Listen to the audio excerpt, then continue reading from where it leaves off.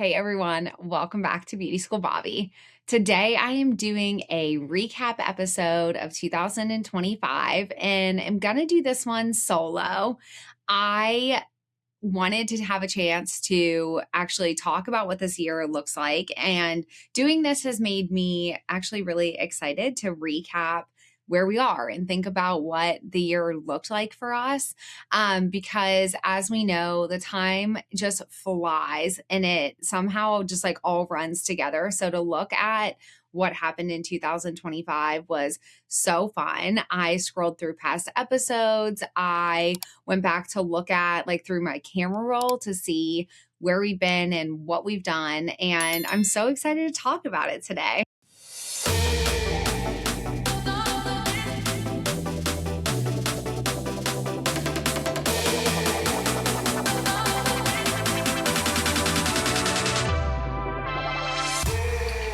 So, today I really want to just kind of talk about the way that we've changed in 2025, because I feel like this year has been an insane year of growth, which I feel like we say that every year, but this year in particular really challenged me in ways that I wasn't expecting, nor had you told me all of the things that would happen that I like don't even think I would have been ready for it whatsoever. But I feel like this year, as far as growth goes, really challenged not just me, but Mark and I in a lot of ways to really get rooted in kind of who we are and what we're doing and what we want. And a lot of that started just through, identifying what we're doing with the show, what we're doing just in our personal life. But a lot of the stuff that really helped or changed this year was that we did decide that this was something that we wanted to commit to, that doing the Beauty School Bobbi podcast on top of everything else, like we kind of recheck in and be like, where are we going? What are we doing with this? It has always just kind of been a hobby and a side project. It was not always organized. We weren't on a schedule. It was kind of like when we met somebody that we wanted to talk to, we would squeeze in time to get them on the show. But recently we changed to recording every Monday. So we've been consistent with recording every Monday, knowing that the episode that we're recording is coming out the next Monday. Mark really took over the scheduling process of all of this and got us really, like, in a very detailed way, got us scheduled on a rotation of when we're posting, what we're posting, and when. And that has been so helpful for us because it helps us plan our week. But also, I know when I'm scheduling guests that I need to have a certain amount lined up so that we can have some episodes like planned, and that we're not going to be in a position where we're like, oh, yeah, what do we want to do today? Like, what are we talking about? It really took a lot of the pressure off of me, I think, for what we're recording and what we're talking about, because I can kind of write down ideas and be like, oh yeah, I want to talk about this on the podcast and who do I want to talk about this with, and then we kind of schedule from there. But this year the audience has grown. We just hit 28,000 downloads. So we are so excited about that. And again, it just never was consistent. And I think that was a huge game changer for us. And I think that was, as far as like this show goes, the biggest change and the biggest, what do I want to say? Just like the thing that really got us on track. And I'm so thankful for all of you that have listened through this year. We've done things a little bit different. I was like so anti Zoom calls prior to this year. And I think that just the idea of not being with a person or having the person next to me while I'm talking to them, because I think so much of the way that I interact with people or the way that I can get interested in what somebody's saying, I feel like so much of that comes from them physically being near me. But we did switch to being able to record virtually more. And that has actually not been as bad as I thought it was going to be. I still wish that everybody that I was recording with was like in the room with me, but we've made that transition easy. The connection piece of it hasn't been as big of a deal as I thought it was going to be. I think that it mostly helps, though, also that we record with people that we kind of know. I know that we have some scheduled coming up that they are people that I haven't met before, but because this is just our show and we do this together, we don't have somebody telling us, oh, hey, you have to record with this person or this person. We really get to choose who we want to record with. And we still have that say about who we're talking to. Credibility, almost couldn't say that word. Credibility is huge for me and Mark. And we want to make sure that we are giving a platform to people that are good. I think so much of what Mark and I love in life is meeting people that, are a light and are doing good and are a positive influence. It's really what draws us to people. And so I think that being able to hold true to that and really be able to still control the content is so key for us. I don't ever, never say never, but I really feel like us being in charge of who we are interviewing is so important. So being able to continue to do that has been awesome. And through that, we've had some amazing interviews this year. When I was going back through the podcasts, I was just listening or looking at all of the people that we've been able to interview.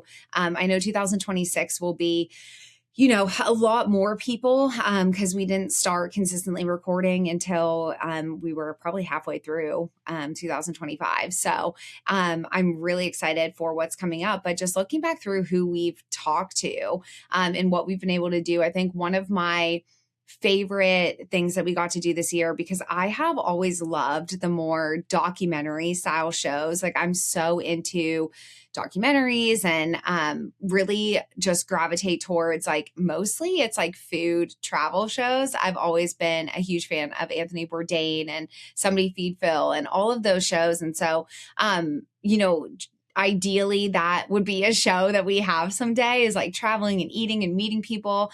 The only thing missing from our show right now is the food part of it. But we got to go and interview our friends in North Carolina. And when we got to shoot that, we recorded the drive on the way to the school. And so that episode was with Preston and Summer Wilson, who are opening up a beauty school in Charlotte, North Carolina.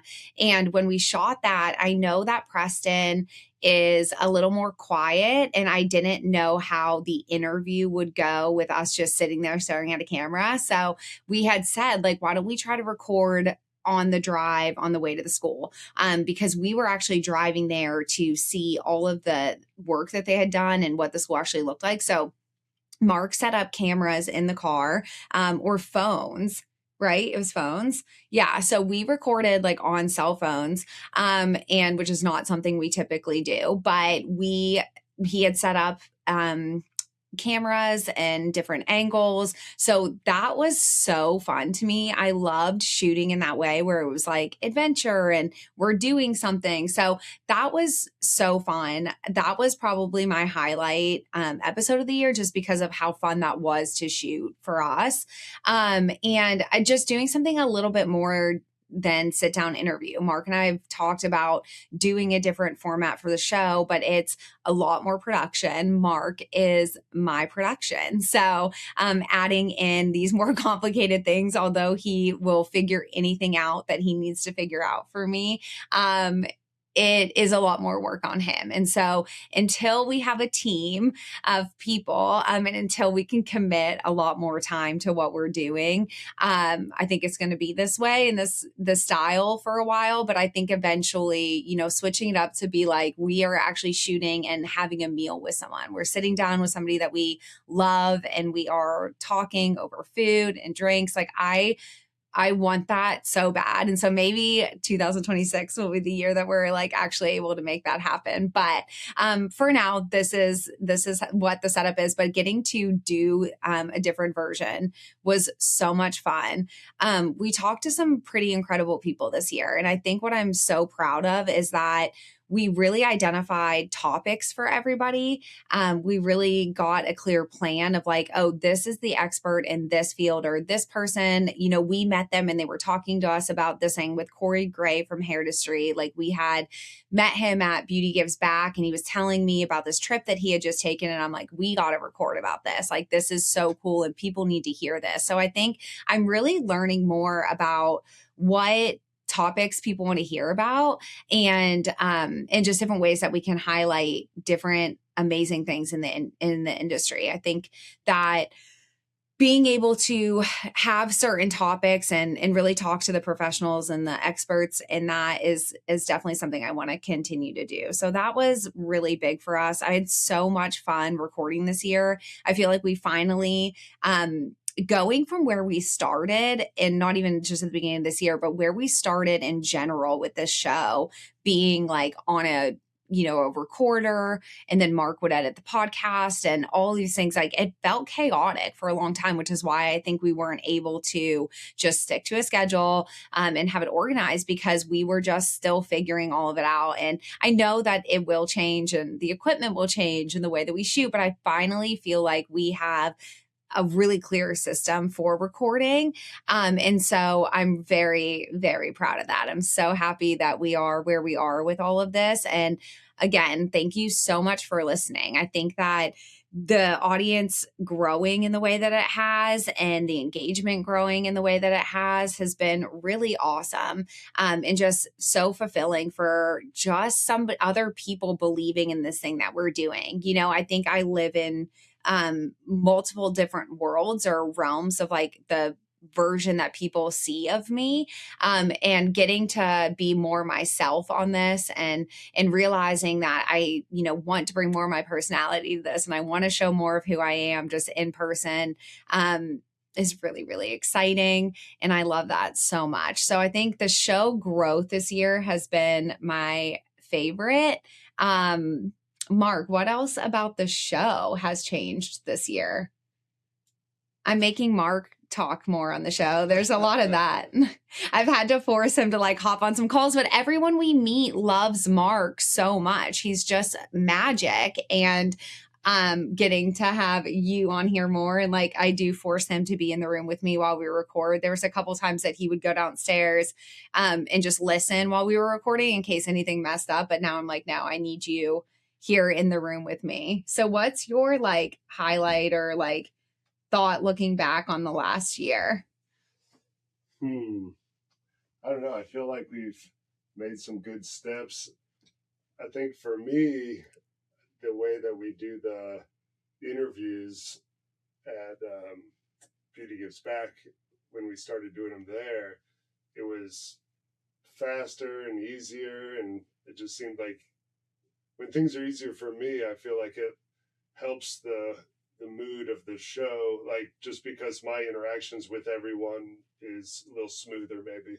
Yeah. What was your favorite interview or favorite moment? Like what episode did you, because Mark has to listen not only while we record, but he has to listen and edit. So like no one knows the Beauty School Bobbi podcast more than you. What, if you look back, like was somebody even at Beauty Gives Back or ABS or something, was there anyone that's really a standout for you of who we had on the show, who we got to interview?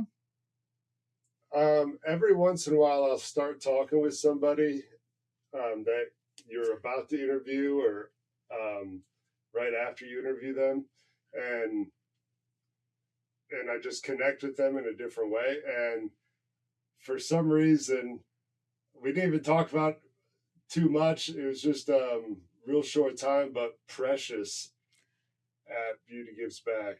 Yes. She really just made my day, Yeah, she's so great. And our interview was so short with her, but we had so much time with her at Beauty Gives Back. I think that's the thing that when I talk about the documentary style or whatever, I'm like, that's what I'm talking about. Like, I want more of those interactions that we have. And not that everything, it's not a reality show, but we have such amazing connections with people. So Precious was one of the scholarship winners at Beauty Gives Back, but this girl, like, I mean, just we couldn't get enough. And she was so sweet and I think deserved that scholarship so much. Like, she is somebody that truly was grateful, like, really, really grateful for the opportunity to get that. And then also, I mean, I think just the connect, like the conversations we had, like, there's just some people that you meet and you're instantly like, wow. And that does happen to Mark and I a lot. I mean, I think Mark and I build connections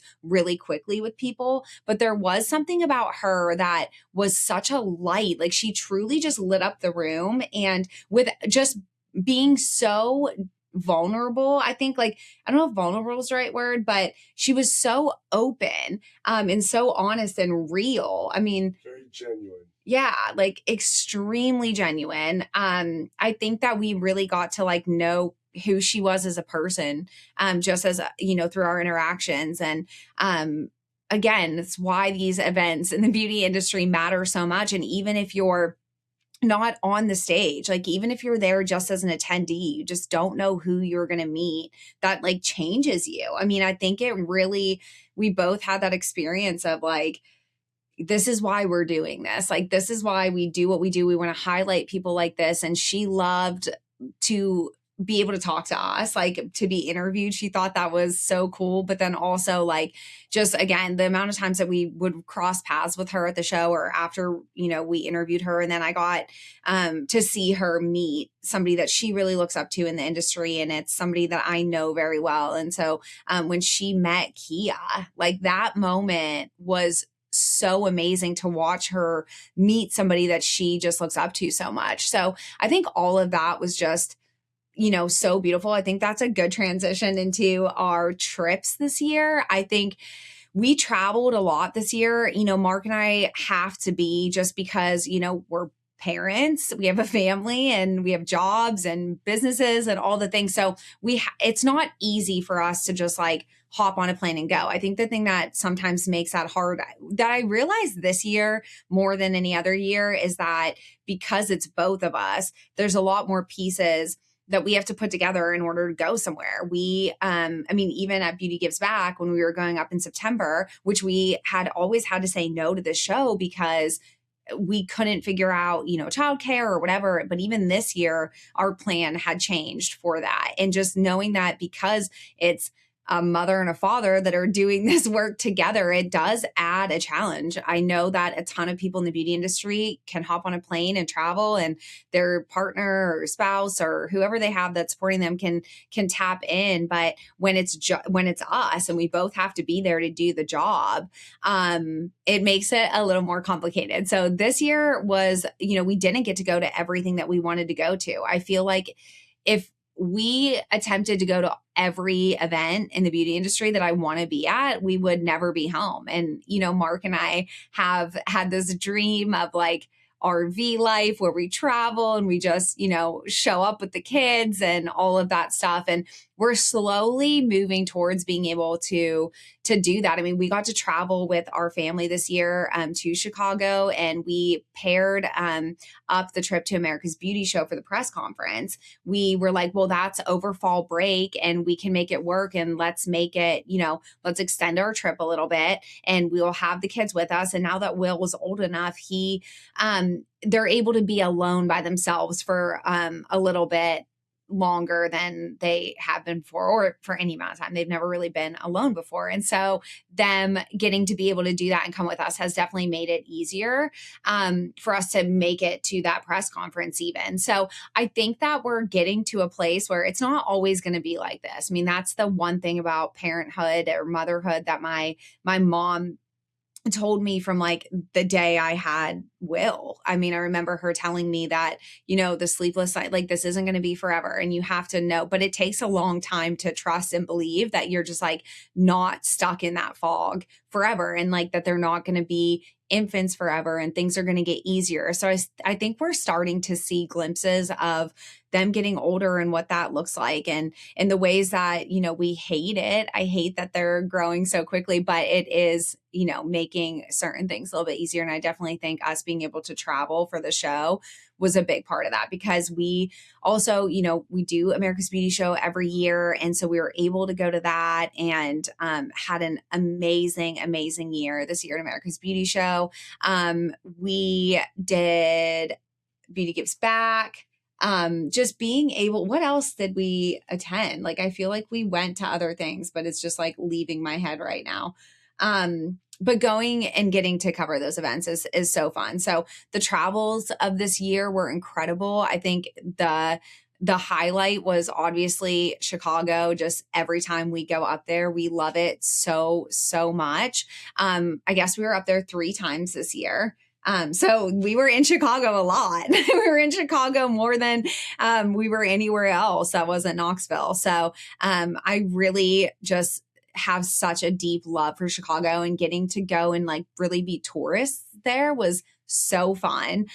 So I know there will be more Chicago in this upcoming year, but I know there's other places that we want to get to for events as well. So I'm excited for what it is to come for that, and like where we're going to be, where we're going to end up this year. Cause we have some things planned, but I know that we will add things as they come up as well. So I think as far as the show goes, like that's kind of my recap. Is there anything that you feel like I'm forgetting to talk about? I mean, I think just, the scheduling and the travel, like it was a big year for us. We are going to hopefully start working with some more brands this year, and really, try to connect in a different way. I think one of the things that I do know is that, opportunities come when they're meant for you, and timing is just everything. There's so many things I look back on now and I'm like, well, we wouldn't have been able to do that because we weren't in this place yet. We didn't have this system figured out, or we didn't have, whatever in place that we would have even been able to do it. Or if we would have done it, we wouldn't have done it at the 100% A+ over the top way, that we can now with how we have things figured out. I know with the Beauty Gives Back interview style that Mark was talking about, at America's Beauty Show, when we interview, it can be a little bit before we get those interviews back. But Mark spends so much time like researching and studying and figuring out new ways to do things, and just had figured out a way to basically like put some templates in place where we were able to put out the interviews like immediately they were done. So the editing time on the back end, wasn't there as much. So that was huge for us. And we updated artwork. We really just kind of updated this year. I feel like we really were like, okay, we need to stop and instead of just what's in place, what do we want to change, and what do we want to do differently? And I know we have some segments that we want to add in. So if you all have any ideas of segments we could do, we have a section on the Beauty School Bobbi website on beautyschoolbobbi.com where you can write in questions. And I don't even know if we've ever talked about that on the podcast. I don't know if we've ever said that before, but if you go to the Beauty School Bobbi website, you can actually write in questions, because I want to answer your questions. I feel like I kind of know what people should be talking about, or what conversations are happening professionally in the industry. But I really want to know what our audience wants to hear us talk about, or, questions that you have. So maybe we'll get more of those and do some episodes with some questions in the upcoming year. But I think for the show, I think that's it. I think that's my recap. But personally, like I said, I think some things hit us this year, or, we're actually still navigating and figuring out, a lot of the ways that we're changing and growing. And when I say this year has been a huge year for growth, I think that's always going to be the case. I think that Mark and I, we call it fine tuning, and we did an episode on just the way that things have changed, just in me being 38. And I really just think like fine tuning and just creating the life that we want to have, and living in a way that makes us happy. Mark and I both are two people that want everything to be at a level 10 all the time, like the best day, the best outcome, the best everything. And that's not how life works. So I think that I've spent a lot of time, whether it be in books or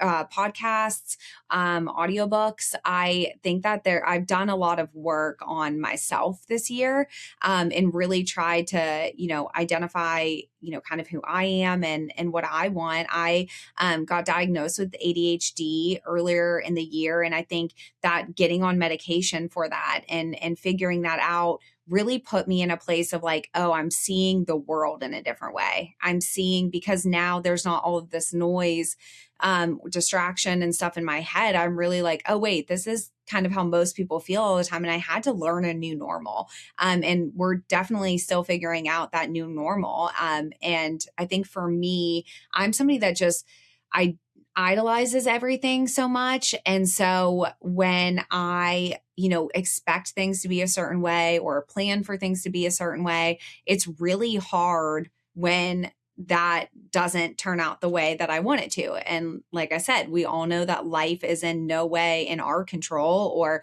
things are going to happen. But I think understanding now that you have to be steady and you have to be rooted so that when those things happen, you can kind of just sway and move with those things that you just can't control.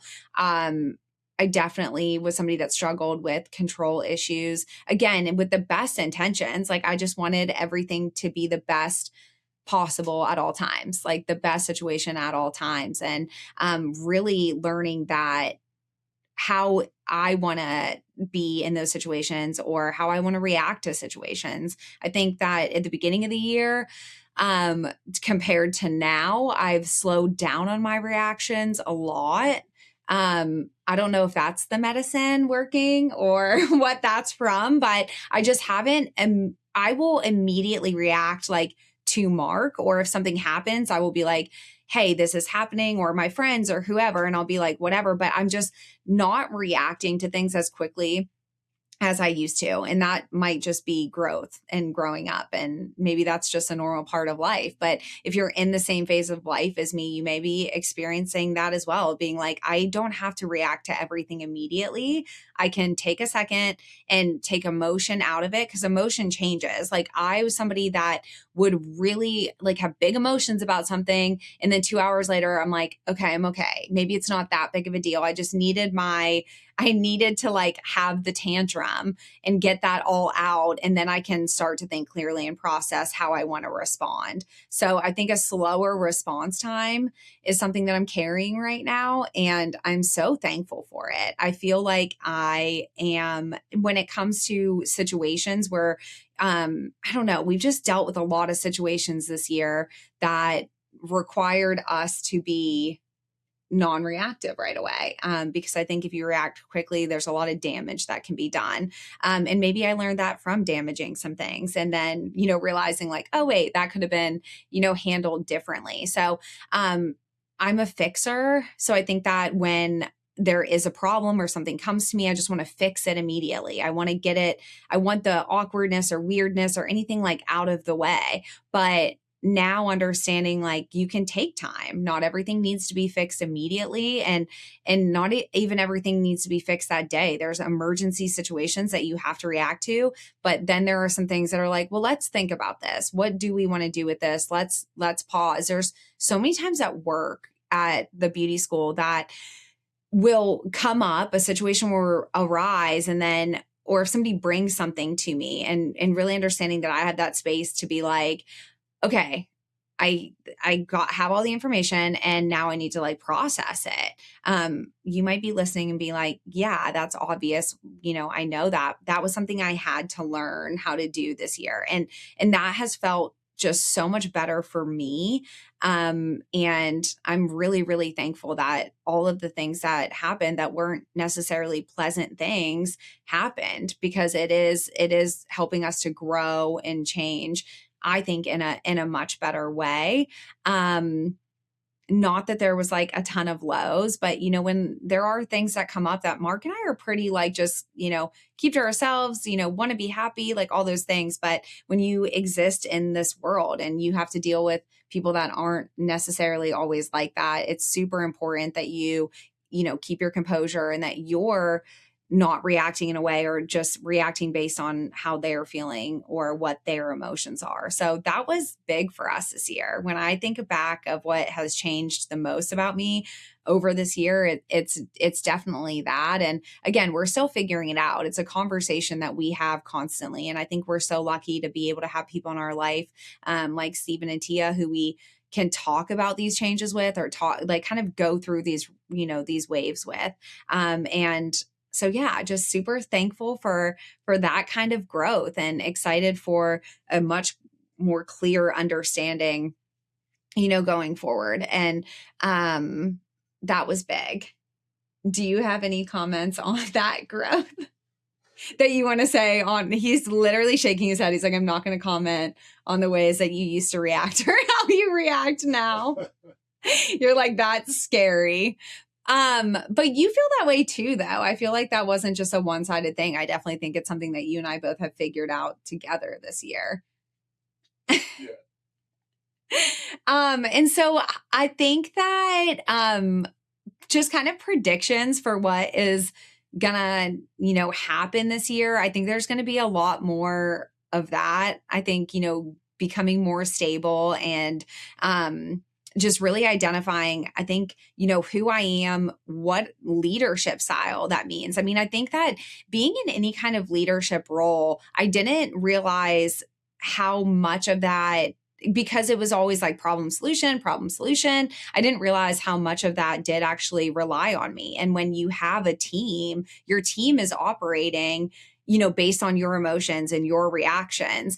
And I think that a lot of the staff at the school, we've had, kind of a lot of conversations this year that I've had to jump in on situations or projects, even like not anything negative, but just how we have implemented structure into the school, and just working on projects with the staff has been really, really fun, because I think they're getting to see that different side of me. I think because I was so high energy all the time, this more calm, I think it's better. I think that it's, more well received, and I think things are operating in a way that's better. And again, because I'm in a leadership role, it makes sense that the more stable I can be, the more stable the team is going to be. And so that, not only that growth didn't only affect me and our family, it affected, everyone that I work with. It affects all the students. Like, I just think there's a lot of benefits of, really doing that work on yourself to figure out, where maybe you can work on some things to make yourself better. And who knows, like this might change and it might be a completely different way next year, but this is definitely, I think, what was working, best for us. And then as far as predictions, yeah. So I wanted to do like some predictions for next year.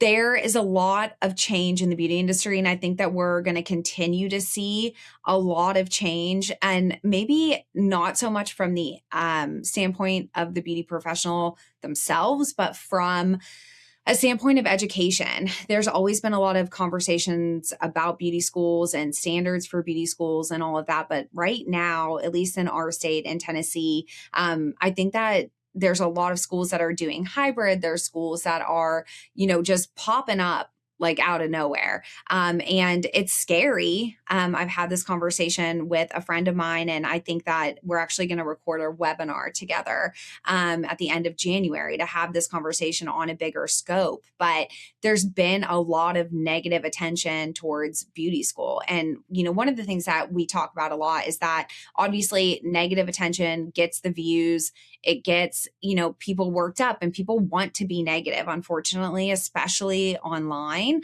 And so I think that we're going to see a little bit of a shift on the idea of beauty school. And I think that hopefully the way that I am looking at that is to continue to be a school that, services the student. The student is our number one priority.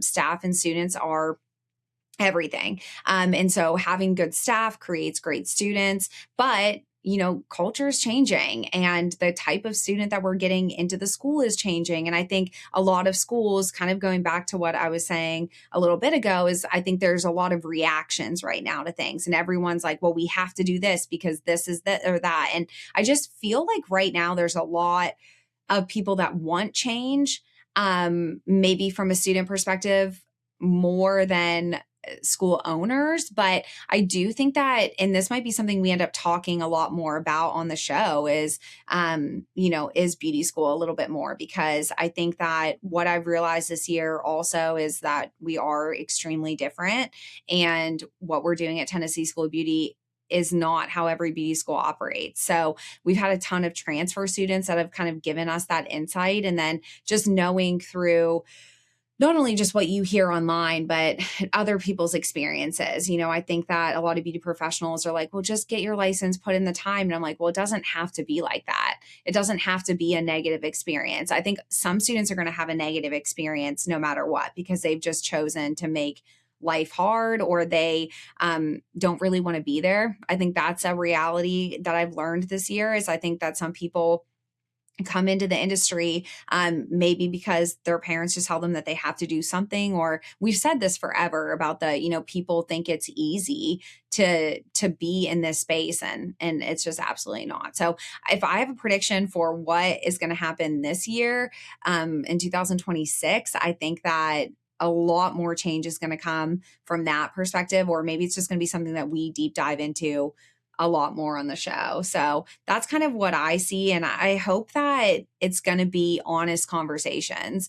And I think making sure that we're able to have honest conversations, and doing things the right way is going to be what we continue to do. I don't think that we have a ton of work to do. I think in years past, I've been like, okay, so, we have these big things, but I think just like in our personal life, the things at the school are really fine tuning. I want perfection all the time, but you're never going to get perfection 100% of the time. So there's no restaurant in the world that gets every order right 100% of the time. There's mistakes that are going to happen, but they're not going to be huge mistakes that are life-changing or anything like that. So I'm excited for the year at the school. I'm excited that we've been able to balance what we're doing with the show, with my job at the school, and with roles changing. It's not like we've done more with the show, and so my responsibility at the school has gone down. It's opposite. It's both have been rising this year, and what is required of me is rising. One thing that we were big on was the idea that we needed to be in our best version of ourselves so that we could continue to walk through the doors that are being opened for us. So I think that's really my mindset going into 2026. If you're starting beauty school this year, I wanted to give some advice, because right now, and it's not just my For You page, I've had people like reaching out to me. And again, my friend that we're going to record a webinar with, is kind of how the conversation started with her, is that, social media plays such a big role in how students are coming into the industry and how they're finding the school. And it's very popular right now to just be like, it's the worst, don't do it. Like there's all these videos that are like, the one that I just like keep seeing is, I'm starting beauty school in 3 weeks, what's your advice? And it's just like comment after comment after comment of, don't do it, it's awful, worst time of my life, like just negative. But if you look at our students and our students' social media and what they're actually doing inside the school, it's like everything but that. I'm like, come into what we're doing. And I know, again, that not every beauty school is like this. So there are negative experiences and there are schools that aren't doing it right. But as a whole, to generalize that is like, don't do it, it's awful. College has like such a high dropout rate, and people don't talk about that as much as it's talked about in the beauty industry. People don't stay in their field the way, that they do in the beauty industry. I think so many people have gone to traditional college, got their degree, and they're not doing anything with it, right? Like we've all heard those stories, or maybe that's you listening, but it's the case for me. And I think that just understanding that you just can't take everyone's experience as what is right for you. My advice is really to try to have a positive attitude about what you're doing. If you're going into something, signing up for something, paying for something, but you're like, oh, it's going to be horrible, then don't do it. It's not the right time for you to step into it. And maybe that's just not the right time of your life to go into it. But if you're not all hands on deck, excited, ready, like not every day, it doesn't mean that you have to show up every day like that. But you should be majority excited to do it. And if you're already like, oh, it's going to be awful, then it's going to be awful. It's going to be a bad experience no matter where you go. I think if you are coming into beauty school in 2026, my biggest piece of advice is to get ready to be open to opportunities that are going to help you grow there. It's not just learning how to do the technical skills or the soft skills of working with a client. Those are so important. But also consider that you're going to be meeting a ton of new people that might be very different from you.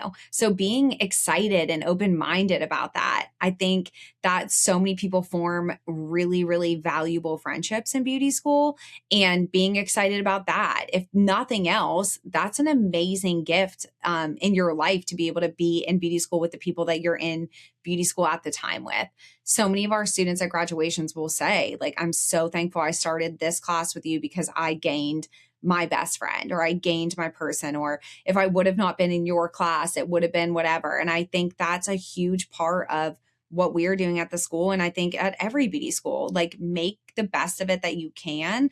And every single day, try to make it fun. It's just, you're there to get 1,500 hours or however many hours it is in your state, and just make it fun. That's what we try to do, like the dress up days and the opportunities of field trips and salon visits and volunteering. Like, just get involved. And if somebody that you are friends with ends up becoming negative, like, just make sure it doesn't pull you down also. I think that it's, again, very easy to be negative, and it sometimes you can get sucked into that, and it's easier to complain along with your friend instead of leaving your friend. But sometimes you just have to leave people behind. Mark, what was the way that you said it about being on a path, and when you're going, like, what were we talking about the other night? People veering off the path, and people, and them only wanting people in their life that encourage them no matter what their choices are. So if their trajectory is bad, or maybe not the healthiest or best for them, they tend to lean into the friends and family they have that will support that veering off the path, rather than when somebody in their life tries to guide them back onto a healthier path with their best interest in mind, they tend to get defensive and they just want to shut you out. Yeah. Right. And it is hard. And whether that's like at work, in the salon, or whatever, it's hard to cut those ties. It's hard to have those conversations. And again, like, this isn't anything that we have figured out completely, but I think through living as long as we've lived, we are learning that it's just not always going to be up to you to fix it, or it's not going to be up to you to make it better. But I think being in relationships where you can hold people accountable, when your friend starts missing school a ton, they start skipping school, and you say, hey, come on, like, let's go. They might not take that path. It's not just as easy as like, oh, I just have to say something and encourage them, and they're going to make the right choice. Sometimes they're just going to, put their feet in the ground. What's the phrase? Heels. Oh, they're going to dig their heels in. That's the quote. Every time we record, like, I'm always like, what's that quote about this? Yeah, sometimes people are just going to dig their heels in, and they are going to go off on a different path, and that's okay. It doesn't have to be, negative. The relationship might change and the friendship might look different, but you have to continue on your path. And as sad as it is to lose somebody, or to be like, man, they had so much going for them, like, it's not up to you to control that. And that took me a really long time to figure out. And I do see that happen a lot at the school, is when friendships do change. It's hard. It's hard to handle that. And it's not something that you want to add into your life. And it's a huge distraction for your own goals. I think true friendship is where you can be exactly who you are in whatever way that you show up. I think just like a marriage or any long-term relationship, family, friends, whatever that is, you have to be able to hold people accountable. That's like a huge thing in all of our friendships. And that is on us too. Like I might not be showing up at a 10, for somebody, or we might be going to go do something. And I'm like, hey, I just am not super feeling right now, or I'm feel weird, or I'm sad. Like all of that is okay, as long as you're not hurting another person, as long as you're not putting somebody else in a bad situation. Just being able to be adaptable through that is really important. I think we all have gotten like really soft in the way of not being able to take criticism well, or it feels like an attack if somebody is saying like, oh, hey, I've noticed, like just like the example that Mark gave of, hey, I've just noticed that you've been veering off a little bit. I noticed that you've been missing a lot of school, which is now going to push your graduation date. Like you can still continue to be the light. You can still continue to be encouraging and on your path that's positive, and it doesn't have to be immediate, cut out of, but even if the relationship does look different, that's okay.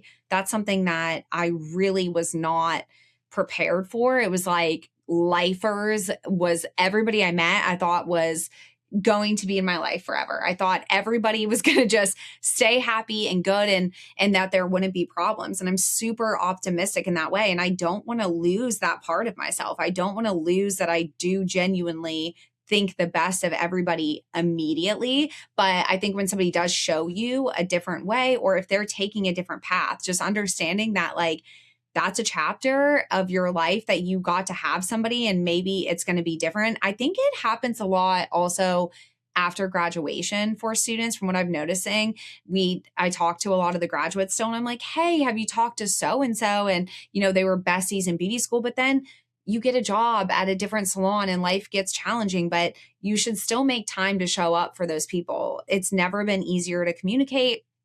I think making time to just go grab dinner or grab coffee or whatever. There's some of my best friends don't live here. So it's not like I get to see them all the time, or our life is just so busy that even squeezing in like a date night or doing anything alone is hard. But that's okay. I think you can't hold people to like, well, we have to see each other every day. If you're in a relationship where it's like you have to see somebody every day to keep that relationship going, like it probably isn't the, strongest relationship. I think if you have 5 people that you have in your circle at all times that you can text for no matter what, and you can show up for them and they can show up for you, like I really feel like that's about it.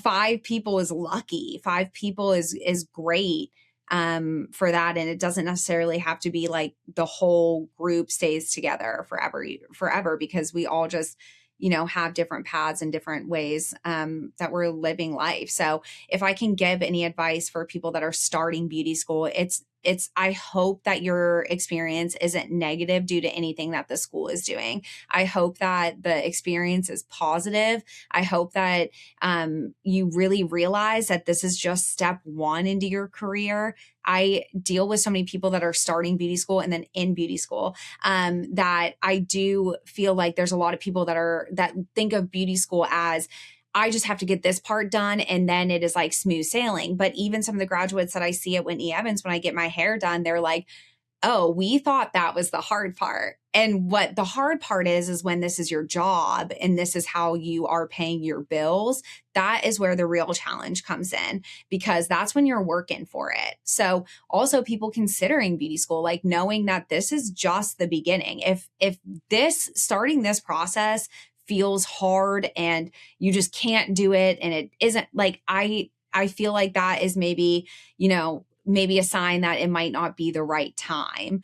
And going out into a salon, like making sure that you really find those good people in the right place and making sure you end up where you can be yourself and can be happy is key. And then the other things will fall into place. So that's my advice for beauty school students. Do you have any advice for beauty school students? You're like basically as educated in the industry at this point, like through doing this show. What advice do you have? Just keep on trucking. I don't know. Just keep on the path. Yeah. That's what Stephen always says too.